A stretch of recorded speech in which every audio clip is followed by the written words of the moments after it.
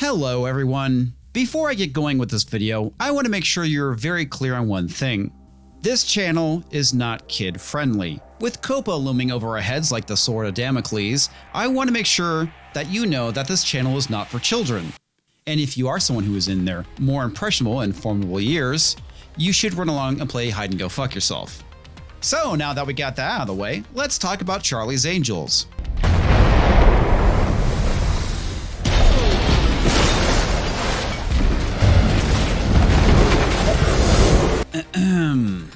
It was a bomb. A complete and total box office bomb. Was anyone shocked by this? I mean, I know I'm not, but I'm sure there's somebody out there that's surprised. Probably Elizabeth Banks. Oh well.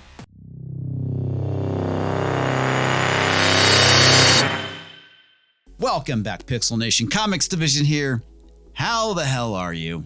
The 2019 woke Charlie's Angels movie, directed by Elizabeth Banks, is probably one of the worst cinematic disasters.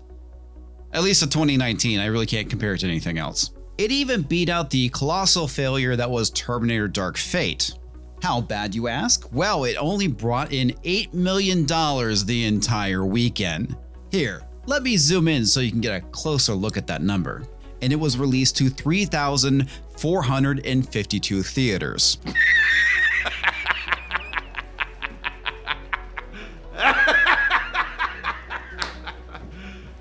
You serious? So, if I was to ask you, why did this movie bomb? I'm pretty sure you would respond with, get woke, go broke. After all, it's not like back in June of 2019, Elizabeth Banks said it was going to be a feminist movie. Oh, wait, she did. And it's not like during that exact same Collider interview, she said the target audience was for women. Oh, wait, she did that too. When we were casting the movie, I wanted really fresh faces. I wanted a diverse cast. It's important that women, the audience for this movie, sees themselves in some part of this movie. I think that's really important. I want the audience to feel a sense of ownership over the film, that they could be in this movie, that they could live in this world. It's a real message. It's a movie that I want to entertain all audiences, but I did want to make something that felt important to women, especially young girls. And did those women and young girls turn out to the theaters? The answer is a resounding probably not. So does Banks take responsibility for this box office disaster? No, instead she blames men. Well, duh, it's not like there's any kind of self-awareness in Hollywood these days. Coming from our friends over at Bounding into Comics, Charlie's Angels director Elizabeth Banks blames men for box office failure nearly a week before the film hits theaters. But I thought the target audience for this movie was women and young girls. I guess that only applies when it's a financial success. If it's a failure, just blame men. When you can't find a guy because he makes significantly less money than you do, blame men. When you don't make enough money, also blame men. And when your movie bombs at the box office because nobody, and I mean nobody, wanted to see it, this also including women, whose fault is it? That's right, blame men. Charlie's Angels director Elizabeth Banks blames men for the film's box office failure nearly a week before the film hits theaters. Women, the audience for this movie. And I'm sure this box office failure has absolutely nothing to do with the fact that this movie is packed with agenda. In an interview with Australia's Herald Sun, Banks spoke on why the film needs to make money and who's to blame if it doesn't. Women, the audience for this movie. She stated, look, people have to buy tickets to this movie too. This movie has to make money.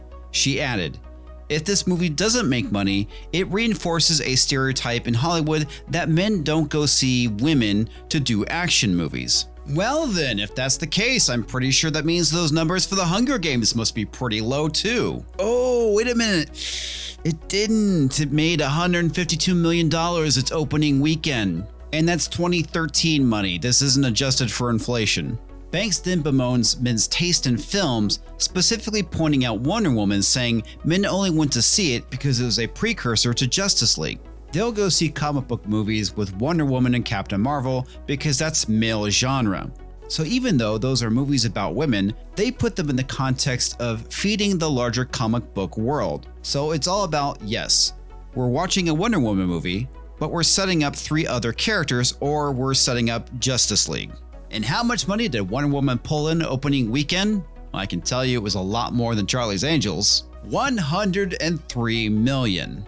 You know, Liz, maybe it's the fact that your movie's a big steamy pile of dog shit that nobody wants to see. Ever thought about that? As for why she believes the film needs to make money, it's all about power for Banks.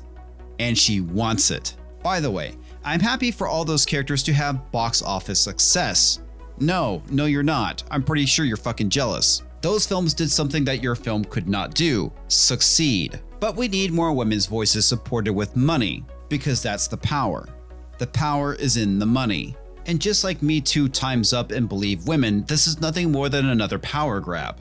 And you're foolish to believe otherwise. The larger viewing audience doesn't want activism in their movies, they just want entertaining escapism. And failures like Charlie's Angels and Dark Fate just reinforces that. And hopefully, if these movies continue to bomb, Hollywood will get the point. She would reinforce this view by stating she and others like her need to take control of Hollywood. That's a rather ghastly thought. That said, we're in charge of Hollywood. We're the stars. We can do it. We have to take control of this. And I feel like I'm a part of a new class that feels the same way. Like it's our time now. It's not about equality, it's about having their turn at the wheel. She then goes and complains about how there's like 37 Spider-Man films, even though there's only 7, blah blah blah, something about reboots. And this is the best part. I'm gonna read you this last bit from the article. Actually, it's not the last bit, but it's the last bit I'm gonna read from the article. She would then go and play the victim card, stating, I think women are allowed to have 1 or 2 action franchises every 17 years.